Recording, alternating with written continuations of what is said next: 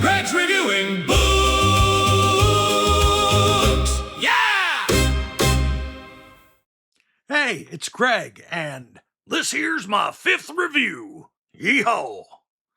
Now, 51 years ago this June, Doc Savage, the Man of Bronze, hit theaters. I knew of the star Ron Ely from reruns of his 1960s Tarzan series, and in my young mind, he was Tarzan. But I loved it anyway. I wasn't as good at spotting actors as I became later in life, so I didn't even remember Paul Gleason played Long Tom when I saw him 10 years later as Vice Principal Richard Vernon in The Breakfast Club. He was accompanied in the supporting cast by another, hey, it's that guy actor, William Lucking. Now, different producers and stars have been trying to get Doc to the silver screen for almost 10 years. The first attempt was in the 60s by producers Mark Goodson and Bill Todman, better known for game shows like Match Game and The Price is Right, with the Rifleman star Chuck Connors in the eponymous role. A later attempt in the 1970s secured the Arnold Schwarzenegger of his time, Steve Reeves of Hercules fame, to play Doc. In the 90s, while writing for IMDb, I'd go to the Hollywood Collectors Show in North Hollywood to catch up with stars of yesteryear. North Hollywood was a great place to spot TV actors. During one visit, I got an autographed copy of this photo of Steve Reeves, which adorns my home office with a selection of others. Sadly, a writer's strike derailed production, and by the time it ended, Reeves was otherwise obligated. Enter Ron Ely. The movie's trailer begins with Doc Savage at his Fortress of Solitude in the Arctic. By 1979, everyone who loved Superman comics knew of his Fortress of Solitude in the Arctic. If not, it was definitely a part of Superman the movie, which released with Christopher Reeve in the title role 3 years later. But the Fortress of Solitude name, first used in print in the USA by Doc Savage in 1933 and Superman in 1958, traces back to a Japanese superhero named Golden Bat, who premiered in 1931, though his was in the Japanese Alps. I told you all that, so I can tell you this. Doc's print premiere came out not in summer 1975, but in March of 1933, written by Lester Dent under the house name of Kenneth Robeson, used by publishers Street and Smith for both the Doc Savage and Adventures pulp series. It's out of print in the USA, making physical copies expensive, and it's not on Kindle in the USA. While I could have bought the Kindle version for $1.09 on Amazon's Canadian site, they won't sell it to Americans due to the fact that it's still under copyright here for 2 years. But it has been in the public domain in Canada for a good while. In the end, I was able to borrow a copy from the Internet Archive. But enough about the trivia. The book starts with one of the most ominous opening lines I've read. There was death afoot in the darkness. An assassin with an elephant rifle and red-dyed fingertips is stalking Clark Savage Jr., aka Doc Savage. Doc is a perfect mental and physical slab of invincible manhood with bronze skin, corded muscles, golden eyes, and who calculates cube roots in his head as a daily mental exercise. He's just returned from his Fortress of Solitude, where he uses the me time mostly to read and fill up his big brain with more knowledge. He doesn't need to get away to work out, as he works out 2 hours every day without fail.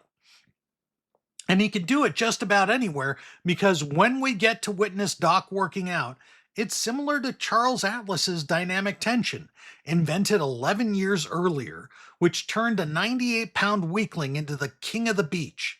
You've all seen the comic book ads, or at least us olds have. And this is why I promote checking out the transcript of these reviews at blog.bulmash.com, because I can link to things like the Charles Atlas ad in a readable size, and more.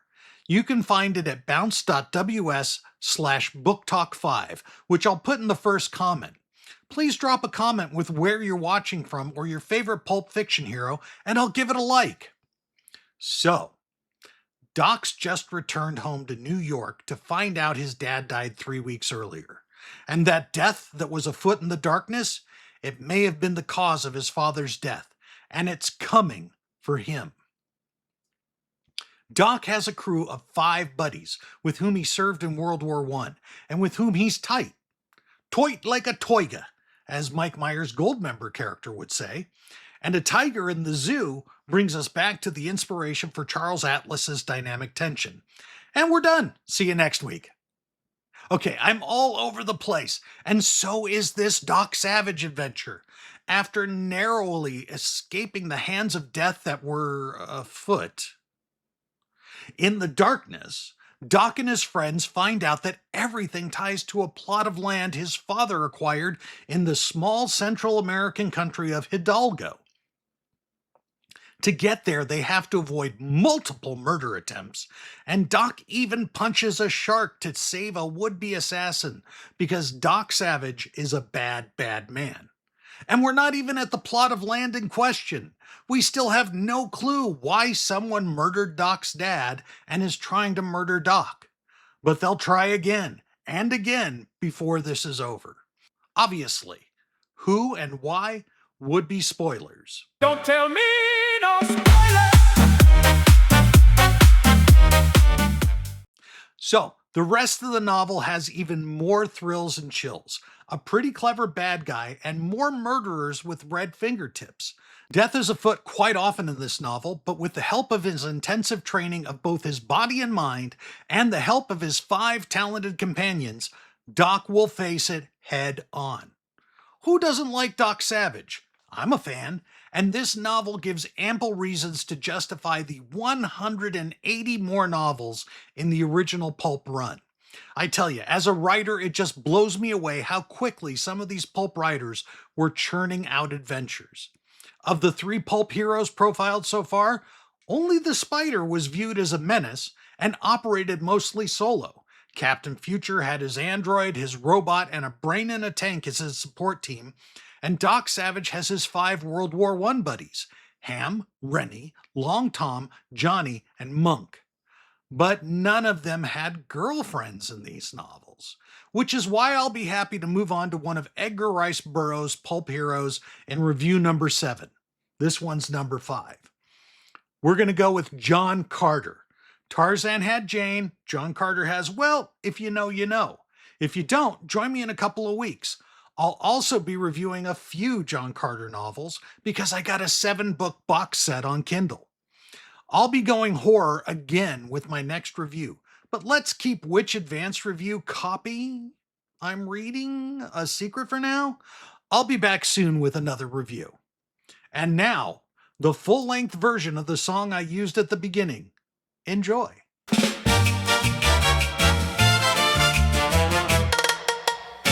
Greg's reviewing books, giving you inside looks. Horrors, heroes, crooks. Greg's reviewing books.